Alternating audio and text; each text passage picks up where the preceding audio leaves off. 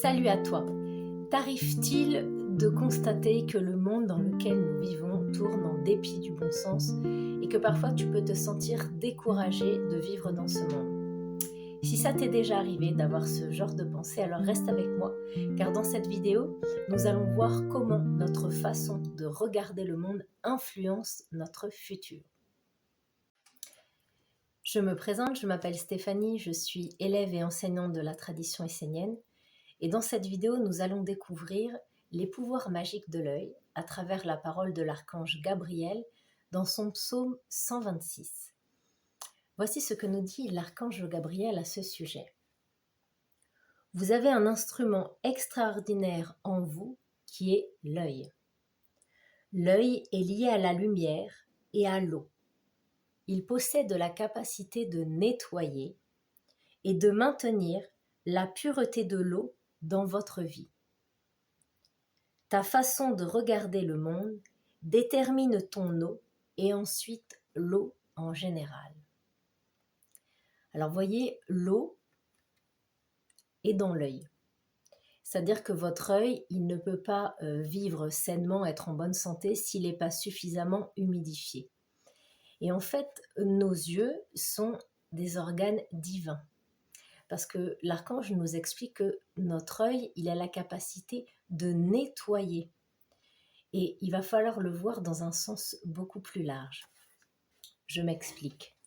En fait, au même titre que notre œil a de l'eau dans le côté physique, eh bien, cela correspond aussi à une réalité invisible où il existe une eau subtile. Ce qui veut dire qu'en fait, soit tu vas avoir une eau claire, soit tu vas avoir une eau trouble. L'eau, c'est toutes les influences qui sont autour de nous, car il y a une eau physique qu'on voit dans la nature, mais il y a également une eau subtile qui est tout autour de nous, autour de chaque être humain. Et en fait, notre œil, dans la manière que nous avons de regarder les autres, les situations, tout ce qui nous entoure, il y a une eau. Il y a une eau plus subtile. Est-ce qu'on regarde avec une eau de bonté, une eau de bienveillance, ou est-ce qu'au contraire, on regarde avec une eau trouble? Et l'archange Gabriel nous dit, l'œil est lié à la lumière et il possède la capacité de nettoyer et de maintenir la pureté de l'eau dans votre vie. En fait, l'eau, quelque part, dans notre vie, c'est tout. Parce qu'en fait, on a l'eau des relations. Quand tu te relationnes avec quelqu'un, il y a une eau subtile qui circule. Ce qui fait qu'il y a des personnes, parfois quand tu les vois, soit tu peux sentir que c'est fluide, ou au contraire, qu'il y a quelque chose entre vous. Tu n'arrives pas forcément à le définir, mais tu sens qu'il y a quelque chose. Et en fait, tout ça, c'est lié à l'eau qui se transmet d'un être à un autre et qui circule. Donc pour avoir une bonne eau, il faut avoir des bons échanges, des bonnes pensées, être dans la clarté, savoir communiquer. Et donc notre œil, dans sa façon de regarder les situations, eh bien il peut nettoyer. C'est-à-dire que tu peux voir une situation qui, au départ, n'est pas forcément agréable, mais si tu es inspiré et que tu as la sagesse à l'intérieur de toi, alors tu sauras poser un regard bienveillant et du coup maintenir une qualité d'eau dans ta vie. Donc si tu as une bonne qualité d'eau tout autour de toi, tu auras des bonnes relations et naturellement tu attireras des bonnes influences. Alors voici ce que nous dit ensuite l'archange Gabriel pour que nous puissions approfondir cette science de l'œil.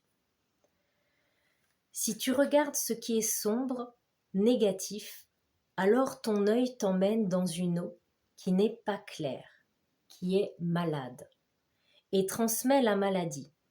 Et ce sont ton intelligence, ta sensibilité, ta vie tout entière, dans tous tes mouvements, qui commencent à être alimentés par cette eau. Tu es perdu et tu es conduit vers l'enfermement par un courant irrésistible. Alors ce qu'il veut essayer de nous transmettre, l'archange Gabriel, c'est que dans cette eau, il y a des esprits qui vont regarder à travers nos yeux. Donc soit il y a des esprits lumineux qui vont regarder à travers ton œil et qui vont t'emmener dans des régions de guérison, dans des mondes qui seront agréables pour toi, qui vont générer de l'harmonie autour de toi dans tes échanges, ou au contraire, tu regardes des situations avec l'œil du mécontentement, de la frustration, de la révolte, de la colère, et alors les esprits qui regardent à travers tes yeux vont t'emmener là-dedans. C'est comme si l'eau de ton œil, admettons qu'on extrait l'eau de ton œil, eh bien, elle va être teintée d'un filtre. Donc, tu peux regarder avec du vert, avec du bleu, avec du rose, ou tu peux regarder avec une eau tout simplement pure, transparente. Et en fait, cette eau subtile qui va se mettre devant tes yeux comme un filtre fera que n'importe quelle situation que tu vas regarder te conduira dans des états d'esprit négatifs. Parce que tu auras laissé tes yeux être, comment dirais-je, sujets à certaines forces qui vont regarder à travers toi. Donc effectivement, c'est très subtil parce qu'on n'est pas forcément habitué à s'interroger ou à penser comme ça, mais en fait, nos yeux sont vraiment des portes. Le Maître Jésus, par exemple, nous disait, si l'œil est dans la lumière, alors tout le corps est dans la lumière. Parce qu'en fait, l'œil, si vous regardez bien au niveau du corps, il est en haut, il est au niveau de la tête. La tête, c'est un sanctuaire. Et en fait, que ça soit nos yeux, nos oreilles, notre bouche, notre nez, ce sont des portes d'entrée par lesquelles des esprits entrent. Ça peut être des esprits lumineux comme des esprits qui le sont moins. Et donc, d'être vigilant face à toutes ces portes où il y a des forces qui veulent entrer à travers nous, nous faire regarder d'une certaine manière, nous faire penser d'une certaine façon, et du coup, de parler, de poser un regard. En fait, ensuite, l'archange Gabriel va développer toute l'influence que peut avoir le regard que nous posons sur une situation. Quand il nous dit « Alors ton œil t'emmène dans une eau qui n'est pas claire, qui est malade et qui transmet la maladie. » Je vais vous donner un exemple précis. Dans les cultures orientales, on parle beaucoup du mauvais œil. Attention, ça va te porter le mauvais œil. D'ailleurs, il y a des pendentifs comme ça, hein. Il y a un symbole, notamment en Grèce, où on voit un œil qui est dessiné. Mais en vérité, il y a toute une science. Se protéger du mauvais œil, mais qu'est-ce que ça voulait dire? Ça veut dire qu'un mauvais regard va t'attirer des malheurs. Alors, je vais vous donner un exemple encore plus précis. Je ne sais pas si ça vous est déjà arrivé, vous rencontrez quelqu'un que vous ne connaissez pas et tout de suite vous avez un a priori sur cette personne. Mais d'où vous vient cet a priori? Ou cette personne, vous ne savez pas pourquoi, vous avez comme envie de la rejeter, de ne pas forcément être sympathique avec elle. Eh bien tout simplement parce que cette personne, dans son aura, tout autour d'elle, elle a des influences, il y a des regards qui ont été posés sur elle, malveillants, dégradants, qui fait que quand vous rencontrez cette personne, naturellement, vous avez ce type de pensée envers elle. Mais ces pensées sont simplement le résultat des regards qui ont été posés tout autour de cette personne, qui fait que vous allez les capter. Ça veut dire quoi? Ça veut dire que si tu poses un mauvais regard sur une personne, tu l'enfermes et tu mets tout autour d'elle des influences. Et donc, quand on comprend ça, on voit qu'on a une grande responsabilité sur notre façon de regarder et de parler des êtres. Donc, nos yeux sont un organe divin et ça doit être le regard de Dieu, bienveillant, tolérant, qui doit regarder à travers nos yeux et ne pas enfermer un être. Parce qu'en fait, tu peux lui amener le malheur tout autour de lui. Tout comme toi, en regardant de cette façon, on te regardera aussi de cette façon et tu attireras du malheur dans ta vie. Voici ce que nous dit ensuite l'archange Gabriel. Par contre, si tu sais libérer ton œil, si tu sais ne pas te faire attraper par le regard de celui qui veut te conduire là où il ne faut pas aller, si tu sais regarder ce qui est grand, pur, ce qui demeure éternellement sage et rayonnant, alors c'est une eau sacrée, enchantée, vivante, qui s'animera en toi, qui rafraîchira ton intelligence, abreuvera ta sensibilité, ta volonté, tes mouvements de destinée, car l'homme suit son œil.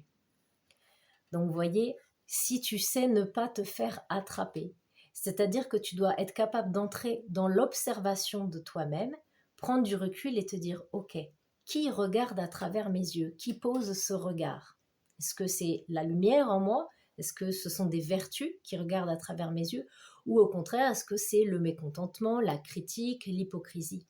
Donc ça demande vraiment de devenir comme un bon gardien de ses yeux et des organes subtils, divins, que Dieu nous a confiés. Il nous dit « L'homme suit son œil ». Je vais donner un exemple très terre à terre. Je ne sais pas si vous avez déjà fait du ski ou du roller, mais on sait que là où tu regardes, tes épaules vont se tourner naturellement là où ton œil va aller, et donc ça va te permettre de te diriger. Eh bien en fait c'est ça. Comment tu regardes la vie, tu te diriges vers ce que tu regardes. Donc tu peux même regarder cet aspect magique si, quand tu regardes quelqu'un, tu poses un regard négatif sur lui et que ça l'influence. Imagine si tu fais l'inverse, si tu poses un regard positif sur cette personne, alors tu amènes la bénédiction tout autour d'elle. Et la même chose pour toi. Si tu poses un regard positif, créateur, enthousiasme sur ton futur, alors tu vas générer des forces lumineuses.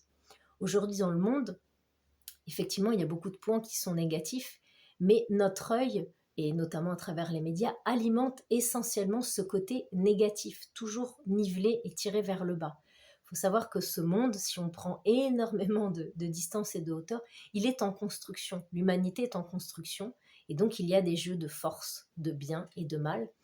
Mais la grande sagesse, c'est d'être capable justement de s'en extraire, d'avoir un regard lumineux, bienveillant, vertueux, pour justement rester en dehors de ces influences et ne pas se faire attraper. Et nous, eh bien, d'être capable de visualiser, d'imaginer le meilleur pour notre vie, pour que cela puisse arriver de façon lumineuse et comme on le souhaite. Voilà, donc si tu regardes l'aspect négatif, eh bien tu l'attireras, tandis que si tu regardes l'aspect positif, eh bien tu l'attireras aussi autour de toi. Et de poser un regard de guérison sur tout ce qui t'entoure, sur toutes les situations que tu vas rencontrer. Que cet œil, avec l'eau subtile, est capable de nettoyer beaucoup de situations. Tu vis une situation où un être, par exemple, vient t'agresser, vient mal te parler. Eh bien, comment tu peux poser un regard différent pour que cette situation, quelque part, ne t'atteigne pas?